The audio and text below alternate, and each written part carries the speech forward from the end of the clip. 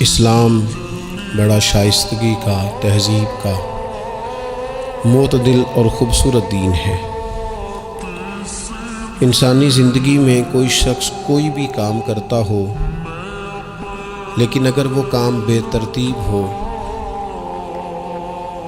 بے ڈھنگ ہو، غیر منظم ہو، تو اس کام کا سارا حسن ضائع ہو جاتا ہے۔ اسلام یہ چاہتا ہے کہ ہر کام ترتیب سے کیا جائے، مرتب کر کے کیا جائے، منظم انداز سے کیا جائے۔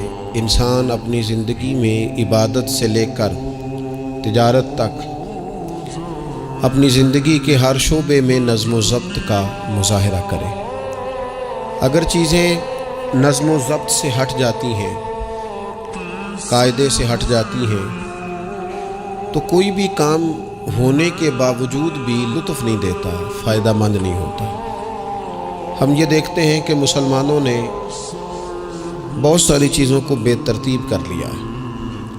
ہماری زندگیوں میں ہر چیز ہے، نظم و ضبط نہیں ہے، وقت کی پابندی نہیں ہے، وقت کی قدر نہیں ہے۔ روزمرہ کے معاملات کے اندر ہم اپنے معاملات کو ترتیب سے نہیں چلاتے۔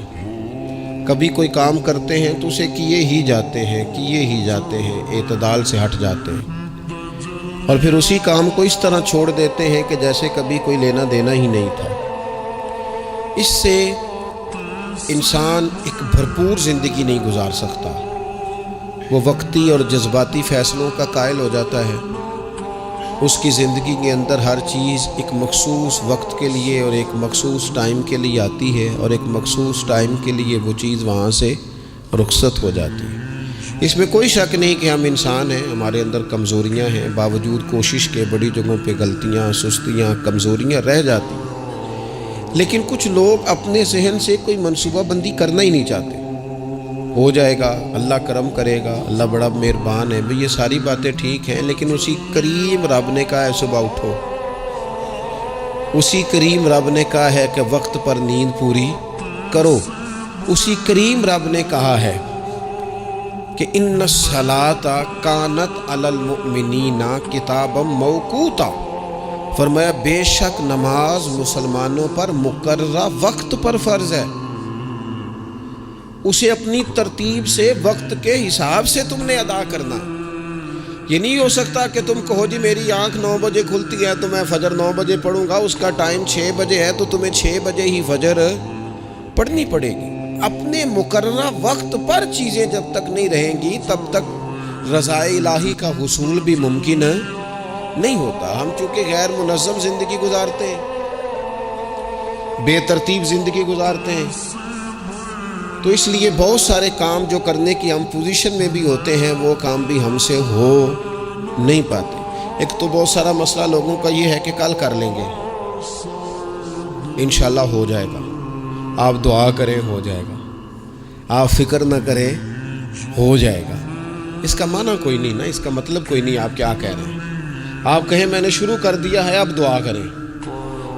آپ یہ کہیں کہ میں نے پوری کوششیں لگا دی ہیں، آپ اچھی امید رکھیں اللہ سے، لیکن آپ سٹارٹ ہی نہیں کر رہے اور آپ کہہ رہے ہیں دعا کریں، یہ کیسے ہوگا؟ جب تک نظم و ضبط کا، آداب کا، حدود کا، قاعدے قانون کا پورا خیال ہی نہ رکھا جائے۔ حضرت سید فیض الحسن شاہ صاحب رحمۃ اللہ تعالیٰ علیہ فرماتے ہیں کہ ایک خاتون بڑی عجلت پسند تھی، جلد باز تھی، تو اس کا شوہر اس کی چیزوں سے بڑا پریشان تھا، جلدی میں آدھا کام کرتی تھی، آدھا کام خراب کر دیتی تھی، تو اکثر آ کے کہتی تھی دعا کریں بڑا مارتا ہے۔ اگرچہ اس کا مارنا پھر بھی درست نہیں تھا، لیکن وہ دیہاتوں میں آپ کو پتہ ہے نا، بعض لوگ بڑی جہالت کا مظاہرہ کرتے ہیں، اس قدر زیادہ شدت کے ساتھ تکلیف دیتے ہیں کہ جو بالکل نازیبا ہو جاتی ہے۔ ایک دن اس نے آ کے کہا کہ پیر صاحب کوئی سمجھاؤ، بڑا ماردہ ہے۔ صاحب نے فرمایا تو سنا ہے بڑی جلد باز ہے، کام نظم و ضبط سے نہیں کرتی۔ کہنے لگی جی دیکھیں جی کیا نظم و ضبط اور کیا معاملہ، کل اس نے مجھے کہا دال پکا دو تو میں نے اس میں گھی بھی ڈالا ہے، مرچیں بھی ڈالی ہیں، پیاز بھی ڈالا ہے، لہسن بھی ڈالا ہے، ہلدی بھی ڈالی ہے، بس ذرا جلدی میں نے دال ہی تو نہیں ڈالی۔ تو یہ کو مارنے والی بات ہے؟ ہر شے ہے، ایک شے ہی نہیں۔ ہمارے ہاں بہت سارے لوگ ایسے ہیں جو جلدی میں اصل کو ہی بھول جاتے ہیں۔ وہ کہتے ہیں باقی میں نے سارے کیے، کوئی رہ تو نہیں نہ گیا، سارے کیے، میں ایک ہی نہیں نہ کیا، وہ بھائی جو اصل تھا وہ تو رہ گیا۔ نظم و ضبط، قاعدہ، قانون، جب تک ہمارے اپنے اندر، میں دوستوں سے کہہ رہا تھا پھر کہتا ہوں، میرے اسا فرمایا کرتے تھے جو والد تہجد نہ پڑھے اس کے بچے فجر نہیں پڑھتے۔ والد کو جب تک وہ سحری میں سجدہ ریز نہیں دیکھیں گے اتنی دیر تک آپ ان سے 1.5-2 گھنٹے پہلے اٹھیں گے تو پھر وہ اٹھیں گے۔ لیکن اگر کہا جائے کہ پتر میں تھکیا تو تم مسیتے جا، تو یہ ہو سکتا نہیں کہ وہ جائے، کیونکہ ہماری زندگی سے نظم و ضبط بچے سیکھیں گے، ہمارے ماحول سے وہ محنت کو، مشقت کو، کوشش کو وہ سیکھیں گے۔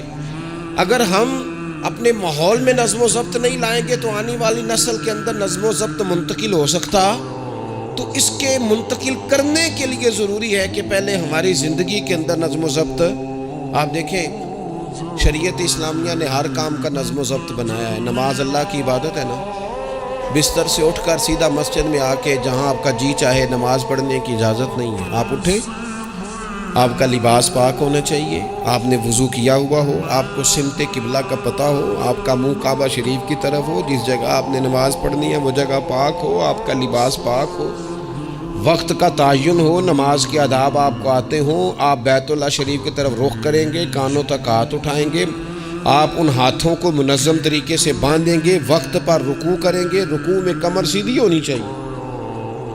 آپ رکوع سے اٹھیں گے تو ایسے نہیں کہ کوئی بات نہیں اللہ قبول کر لے گا، جب تک آپ کی کمر پوری ٹھیک نہیں ہوتی رکوع سے اٹھتے وقت آپ کی نماز مکمل نہیں ہوتی۔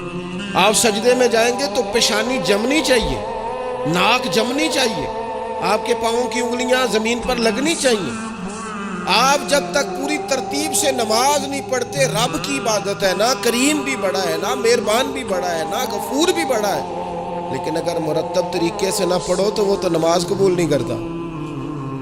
نبی پاک صلی اللہ تعالی علیہ وسلم کے سامنے آ کے ایک شخص نے نماز پڑھی، عبادت کی ہے، آیا ہے، جھکا ہے، لیکن عبادت بھی بے ترتیبی نہیں، بے ڈھنگی نہیں، غیر مرتب نہیں، غیر منظم نہیں، ایسے نہیں کہ جیسے مرضی کر لی۔ اس نے آ کے نماز پڑھی تو حضور نے اس کو دیکھا اور نبی پاک علیہ السلام نے فرمایا تیری نماز نہیں ہوئی، دوبارہ پڑھ۔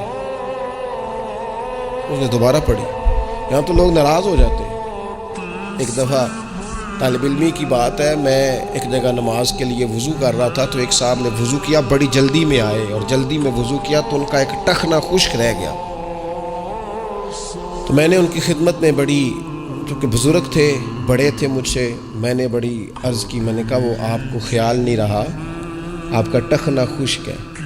وہ کہتے ہیں مولوی وہ لنگن نہ دیا دے، دیکھیں کو لنگ نہ جائے، تو سو قبول کرنی کہ اللہ نے۔ میں نے ان سے کہا آپ کیا کام کرتے ہیں؟ کہنے لگا میں کپڑا بیچتا ہوں۔ تو میں نے کہا اگر آپ کا 1000 روپے والا گز کپڑا ہو تو کوئی شخص کہ کوئی عرض نہیں، چل مہربانی کر 300 کا دے دیتے ہو؟ کہنے لگا نہیں جی ترتیب سے ہی بات چلے گی۔ تو میں نے کہا یہ بھی ذرا ترتیب سے ہی چلے گی، اللہ نے کہا ہے کہ اس طرح کر کے پڑھو تو پھر میں قبول کروں گا، تو اگر وہ رستہ ہی آپ نے اختیار نہیں کیا۔ نبی پاک علیہ السلام کے سامنے اس نے نماز پڑھی، حضور کے سامنے، نبی پاک رحمت للعالمین ہے نا، حضور سے زیادہ کو پیار کرنے والا تو نہیں نا۔ نبی پاک نے تو نہیں فرمایا چل میرے سامنے پڑھی ہے تیری قبول ہی قبول ہے، حضور نے فرمایا تیری نماز نہیں ہوئی دوبارہ پڑھ۔ اس نے دوبارہ پڑھی، حضور نے فرمایا تیری نماز نہیں ہوئی دوبارہ پڑھ۔ اس نے 7 پڑھی، 3 دفعہ پڑھی، پھر حضور کی بارگاہ میں آیا تو نبی پاک علیہ السلام نے فرمایا جب تو رکوع کرے تو صحیح کر کے رکوع کر، جب تو سجدہ کرے تو صحیح کر کے سجدہ کر، اور جب تو قیام میں کھڑا ہو تو ایک منظم طریقے سے کھڑا ہو۔ فرمایا اس اعتدال، اس نظم و ضبط سے، اس ترتیب سے نماز پڑھ، امید ہے خدا کے فضل پر کہ وہ تیری عبادت کو قبول فرمائے گا۔ نظم و ضبط ہی نہیں ہے۔ رمضان شریف کا روزہ، بڑا مہربان ہے نا اللہ، اپنے بندوں کو کسی قسم کی کسی مشقت میں مالک ڈالتا نہیں، لا یکلف اللہ نفسا الا وسعها۔ لیکن آپ یہ نہیں کہہ سکتے کہ میری آنکھ چونکہ صبح 9 بجے کھلی ہے تو مجھے تھوڑی شریعت گنجائش دے دے کہ میں تھوڑی سی روٹی کھا لوں پھر نہیں کھاؤں گا مغرب تک، یہ گنجائش نہیں ملے گی۔ نظم و ضبط ہے، ترتیب ہے، اس کا قاعدہ ہے، اس کے اصول ہے، اس کا ضابطہ ہے۔ سحری میں اٹھیں گے آپ، اگر آپ کی آنکھ نہیں کھلی ہے تو آپ کی اجازت چلی گئی، وقت ختم ہو گیا۔ آپ بے ترتیب ہوئے، آپ غافل ہوئے، آپ نے کیوں لمبی نیند کی، آپ کیوں وقت پہ نہیں اٹھے؟ زکوٰۃ ہے، آپ کو ٹائم دیا گیا ہے کہ اضافی رقم آپ کے پاس ہو، آپ کے اخراجات سے زیادہ ہو، کس منظم طریقے سے زکوٰۃ فرض کی گئی ہے، اور یہ وہ نظم و ضبط ہے جس سے بندے کو تکلیف نہیں ہوتی. یعنی آپ کی ضروریات سے زیادہ مال ہو، اس مال کی قیمت 7.5 تولے سونے کے برابر یا 52.5 تولے چاندی تک پہنچ جائے، پھر وہ کل پہنچی ہے تو آج زکوٰۃ فرض نہیں، اس پر سال گزر جائے، پھر بھی وہ سارا نہیں دینا، اس میں سے 2.5% دینا. نظم و ضبط سے اللہ تعالیٰ نے توفیق دی نا جب بیت اللہ شریف کا حج کرنے کی، تو میں واپس آیا تو مجھے ایک طالب علم نے پوچھا، اس نے کہا کہ اس کا خیال تھا کیونکہ اللہ کے فضل سے ہم خانقاہی لوگ ہیں تو بعض لوگوں کا خیال ہوتا ہے کہ شاید کوئی بہت انوکھی بات اور انفرادی بات ملے گی، تو خانقاہ شریف میں یا طریقت میں یا اہل تصوف میں باتیں انوکھی نہیں ہیں، باتیں روٹین کی ہیں. بس وہ یہ کہتے ہیں کہ ذرا ان کو درد سے ان پر عمل کرو، اپنے دل میں اس کا نفاذ کرو، روح میں اتارو. تو مجھے کہنے لگے آپ نے الحمدللہ حج کر لیا، تو میں نے کہا میں نے حج کیا ہے تو میں نے یہ رزلٹ نکالا ہے کہ حج بندے کو نظم و ضبط سکھاتا ہے، مرتب کرتا ہے انسان کی زندگی کو. آپ کو 8 ذی الحج کی زور پڑنی ہے، آپ کو ہر صورت میں مینا میں، آپ کو 9 کو ہر صورت زوال سے قبل عرفات میں آپ کو زوال کا وقت میں وہاں پہنچنا چاہیے، آپ کو کچھ نہ کچھ ٹائم وہاں گزارنا ہے. ایک منظم ترتیب ہے کہ مغرب کے وقت نکل آؤ، وہاں آپ نے نماز نہیں پڑھنی، آپ آ کے عرفات سے نکلیں، مغرب عشاء کی نمازیں مزدلفہ میں پڑھیں. آپ کو 10 کی صبح کو جا کے کنکر مارنے ہیں، آپ یہ نہیں کہہ سکتے کہ میں جناب 2 دن پہلے یہ کام ختم کر لوں. مقررہ ٹائم پہ جو 9 ذی الحج کو میدان عرفات میں نہیں جائے گا اس کا حج ہو سکتا، کیونکہ یہ ایک نظم و ضبط ہے، دین نے قاعدہ بنایا ہے، قاعدے کے بغیر آپ یہ کام کر سکتے. میں مصروف ہوں جی، مجھے سفر کرنا ہے، میں نے قربانی کرنی ہے تو 10 کو نہیں کر سکتا، میں 8 کو کر کے چلا جاؤں تو جاؤ، اللہ قبول ہی نہیں کرتا. قربانی اپنے ٹائم پہ مقررہ وقت پر.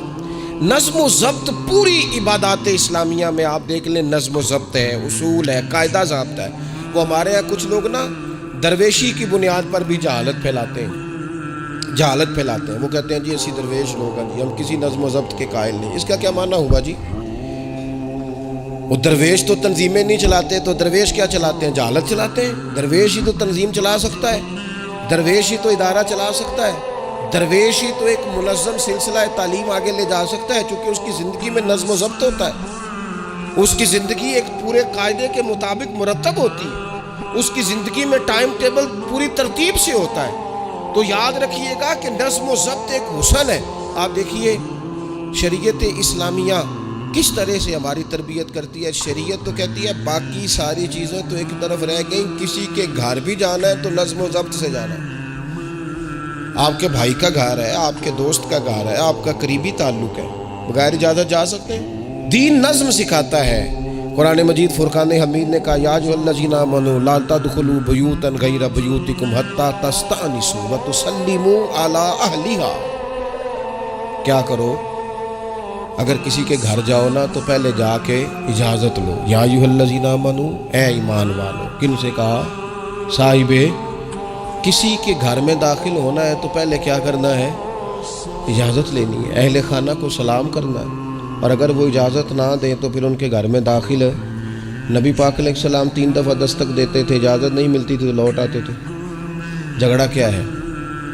یہاں عام لوگ ناراض ہو جاتے ہیں، کہتے ہیں میں ملنے گیا سا جی تو مینوں ٹائم ملیا سی، آپ کے ٹائم کا نہیں میں نے خیال کیا. جب تک آپ نظم و ضبط نہیں سمجھتے، ترتیب نہیں سمجھتے. آپ دیکھیں نا نبی پاک صلی اللہ تعالی علیہ وسلم کے گھر کھانا تھا صحابہ کا، صحابہ نے کھانا کھا لیا.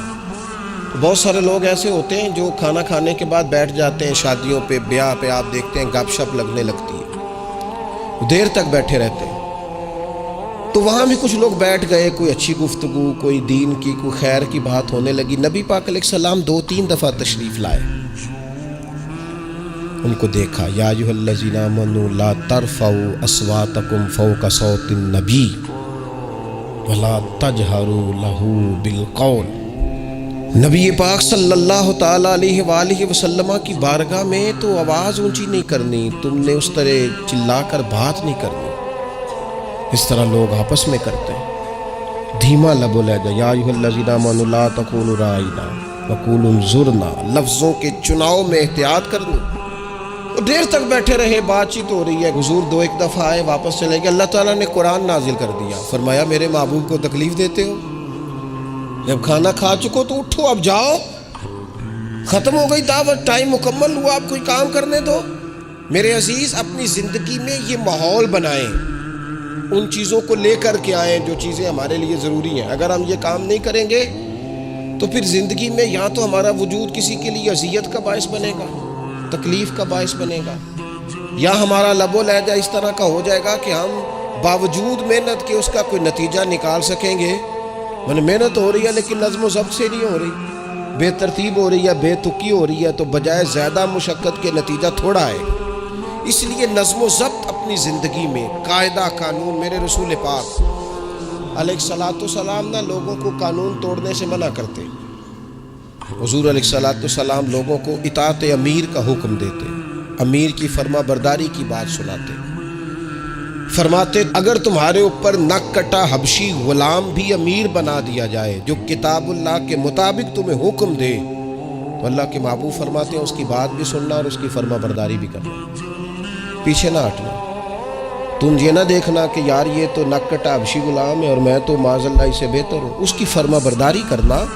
اس لیے کہ نظم و ضبط قائم رہتا ہے جب لوگ قانون کی پابندی کرتے، اور جب قانون کی پابندی نہیں ہوتی، جہاں قیام عدل نہ ہو وہاں قرار ہو سکتا ہے۔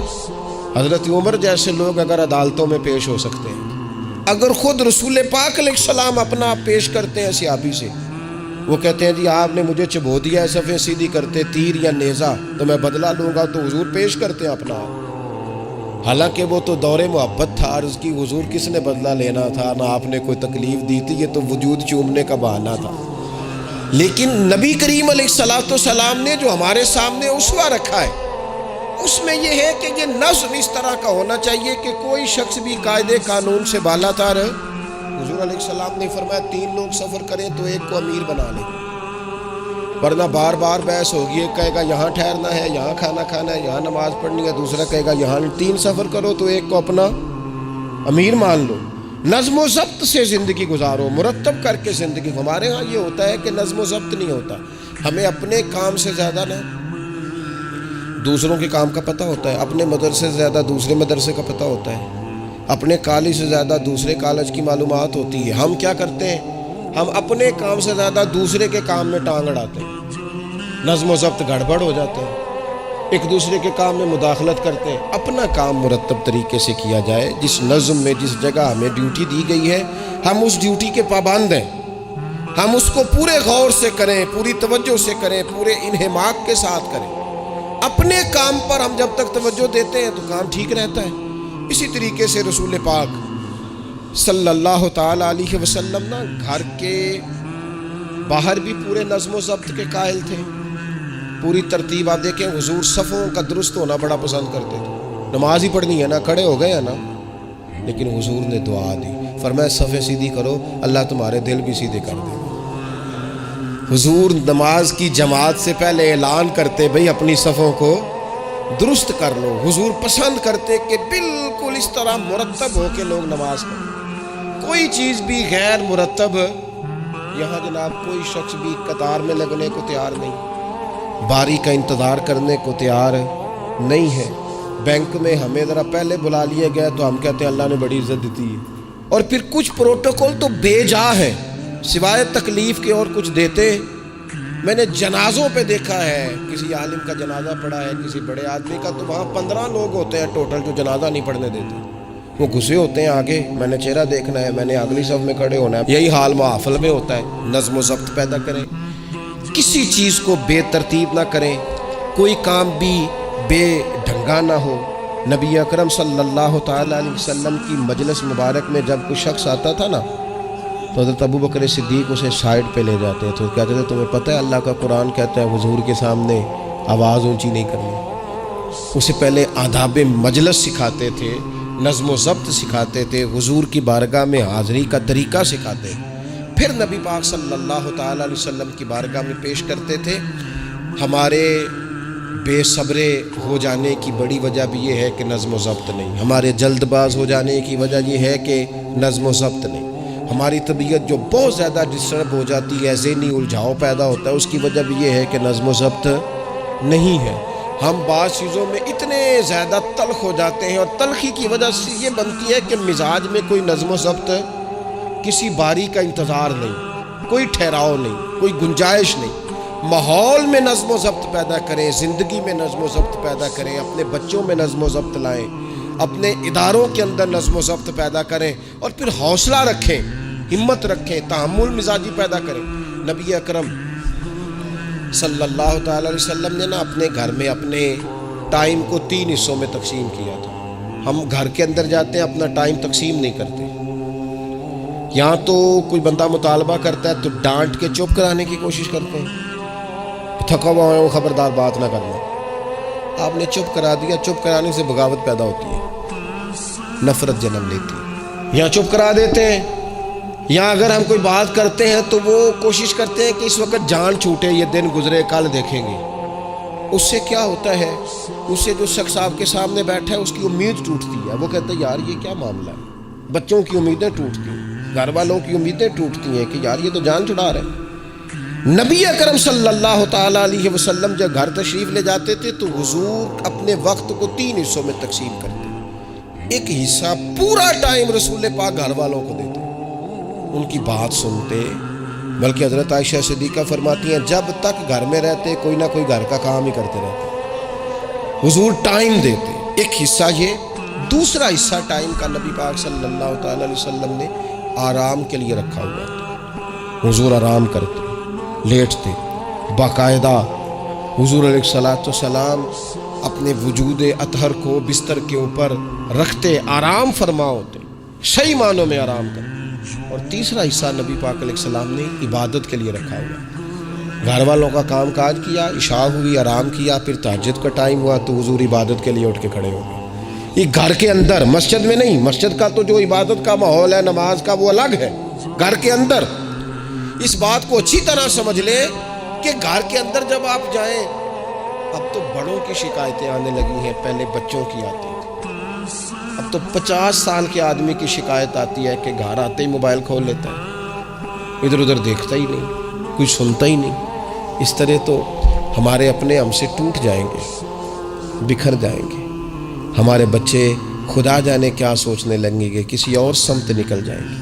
وہ جن کو ہماری باتوں کی، ہماری شفقتوں کی، ہمارے پیار کی، وہ جس پوتے کو، جس چھوٹے بیٹے کو دادا کے والد کے کندھوں پر کھیلنے کی چاہت ہے، وہ تو اس سے محروم رہ جائے گا۔ ہمیں وقت دینا ہے، ان کو ٹائم دینا ہے، اس ٹائم کو مرتب کرنا ہے۔ نبی اکرم سید عالم صلی اللہ تعالیٰ علیہ وآلہ وسلم حتیٰ کہ میدان جنگ میں بھی حضور چیزوں کو مرتب کرتے ہیں۔ عرب کے لوگ جب جنگ کرتے تھے نا تو وہ سمجھتے تھے اسلحہ بڑا ہے، طاقت بڑی ہے، ہم نے کر لینا جو ہمارے جی میں آنا ہے۔ حضور کا طریقہ مبارکہ یہ تھا کہ جنگ میں بھی نظم و ضبط۔ حضور فرماتے قریب دشمن آ جائے تو طاق پہ بلا وجہ تیر نہ چلانا، اور بالکل سامنے جب تمہیں نظر آ جائے، تمہیں نشانہ سمجھ میں آئے تب تیر چلانا۔ کئی دفعہ فرمایا صرف پتھر کا استعمال کرنا۔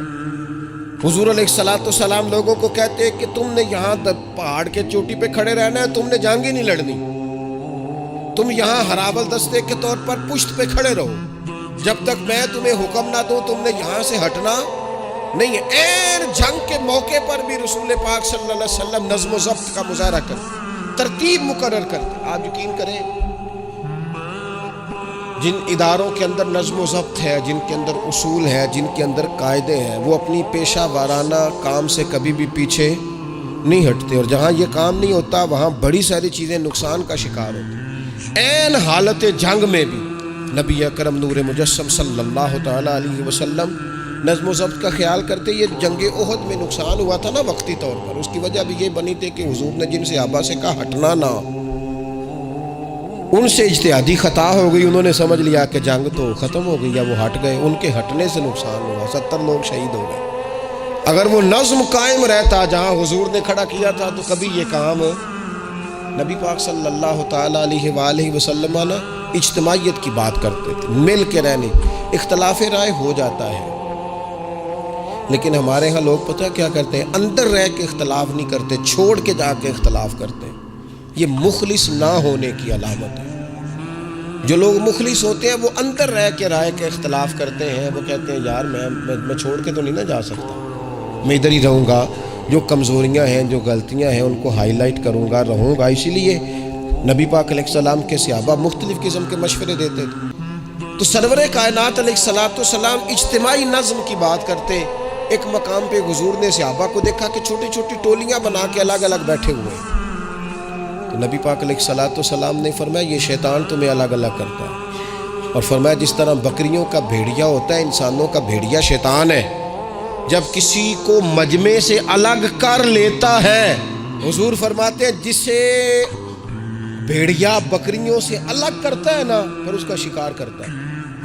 اور شیطان بھی جب تمہیں اجتماعیت سے الگ کر لیتا ہے، در مرشدہ چھڈی نہیں تے ہو جاویں گا روگی، جیڑی بکری اجڑوں وچھڑی او بگیاڑا جوگی، او بگیاڑا جوگی کھا جائیں گے، پھاڑ ڈالیں گے اسے۔ در مرشدہ چھڈی نہیں تے ہو جاویں گا روگی، جیڑی بکری اجڑوں وچھڑی او بگیاڑا جوگی، اسے تو لے کے چلا جائے گا۔ اجڑ پر، اجتماعیت پر کبھی بھی بھیڑیا حملہ، تو حضور صحابہ سے کہتے تھے بیٹھو تو ذرا مل کے بیٹھو، کسی جگہ تم بیٹھو تو اجتماعیت، بڑی مشہور حدیث ہے، چند لوگ جمعے میں کھڑے تھے تو حضور نے فرمایا بیٹھ جاؤ۔ الگ الگ، بعض لوگ بڑے قائل ہوتے ہیں نا، تھوڑا سا جناب ہم نے ذرا ہٹ کے رہنا ہے، ہم نے تھوڑا سا الگ سے رہنا ہے، تھوڑا سائڈ پہ بیٹھنا ہے، تو حضور پسند نہیں کرتے۔ فرمایا اکٹھے بیٹھو، مجمع کی صورت میں بیٹھو۔ بلکہ حضور علیہ السلام نے یہ تو اجتماعی نماز کا حکم دیا نا، فرمایا جس علاقے میں 3 مسلمان بھی بستے ہوں نا، وہ بھی باجماعت نماز پڑھیں۔ وَارْكَعُوا مَعَ الرَّاكِعِينَ، رکوع کرو پر رکوع کرنے والوں کے ساتھ، تنہا نہیں، مل کے اجتماع۔ آج کفر نے بھلا کیا ہے؟ اس نے مسلمانوں کی اجتماعیت کوئی توڑا ہے، نظم و ضبط کوئی تو توڑا ہے۔ 57 اسلامی ممالک ہونے کے باوجود نظم و ضبط نہیں، اور وہاں ایک ملک ہے امریکہ، اپنی ریاستوں کو ساتھ ملا کے اس طرح گٹھ جوڑ کیا ہے کہ وہ سب پر بھاری ہوتا جاتا ہے معاذ اللہ۔ اگر نظم و ضبط، اور یہ ہمارے ہاں بھی نہیں ہے، روٹین میں چھوٹے چھوٹے اختلافات ہوتے ہیں لوگوں کے بیچ، لیکن ایک دوسرے کو ملنا پسند نہیں کرتے، سلام کلام پسند نہیں کرتے، نفرت کا اظہار۔ تو جب گلی محلوں میں نظم و ضبط نہیں، ٹولیاں بنی ہوئی ہیں، گروہ بنے ہوئے ہیں، چھوٹی چھوٹی باتوں میں لوگوں نے الگ الگ ماحول بنا دیا ہے، بلکہ بعض لوگ تو باقاعدہ بڑے ماہر ہوتے ہیں خاندان میں لڑائی کیسے کرانی ہے، محلے میں فساد کیسے ڈلوانا ہے، لوگوں کو کس طرح کر کے توڑنا ہے، کیا ایسا کام کرنا ہے جس سے کہ لوگ زیادہ سے زیادہ ٹوٹ جائیں۔ تو اپنی زندگی کے اندر، اپنے ماحول کے اندر، اپنی طبیعت کے اندر نظم و ضبط لائیں گے۔ بہت سارے لوگ ہیں جو خود بھی وقت ضائع کرتے ہیں، اگر کہیں چلے جائیں تو اس کا بھی پورا ہی وقت ضائع کرتے ہیں، پورا ٹائم، یعنی اس پہ کتنا پیسہ لگتا ہوگا، موبائل کا کتنا بل آتا ہوگا، ٹائم کتنا ضائع ہوتا ہوگا۔ اور پھر سناؤ، مثلاً کی سنائیے جی، اس کا کمانا ہے۔ یعنی ایک صاحب کہنے لگے، انہوں نے کئی دفعہ مجھے کہا کوئی نوی تازی، میں چپ کر گیا۔ پھر فون پہ، اب بندہ خیر مہذب لگتا ہے اگر کہے چلو جی پھر ٹھیک ہے، وہ پھر کہ ان کو نوی تازی، میں کہا جی میں تو مولوی ہیں، تسی مینوں اخباری نمائندہ سمجھ لیا، نوی تازی تو آپ کسی اخباری رپورٹر سے پوچھیں، مینوں کی پتہ نوی تازی کی ہے، میں تو چھوٹا سا آدمی ہوں، اپنے کام نوی تازی کا کی مطلب ہے؟ یعنی اب اتنا آپ نے فون بھی ضائع، ٹائم بھی ضائع۔ حضرت صاحب ہور پھر سناؤ بھئی، تسی اتنے حضرت صاحب دے کول رہو نہ مہینہ تے کوئی کام کرو نال، تاکہ تانوں اور بھی کوئی سنان۔ حضرت صاحب تانوں کی سنان، لیکن شرط یہ ہے کہ ہم نظم و ضبط والے بنے، ایک جملہ بھی ضائع نہیں، اضافی نہیں۔ اس میں میں کہا کرتا ہوں دوسروں کو بہت ساری چیزیں سکھانے سے بہتر ہے ہم بہت سارے لوگوں سے خود سیکھنا شروع کر دیں، اپنی زندگی میں سیکھیں۔ اللہ تبارک و تعالی مجھے آپ کو توفیق عمل عطا فرمائے۔ آخر دعوانا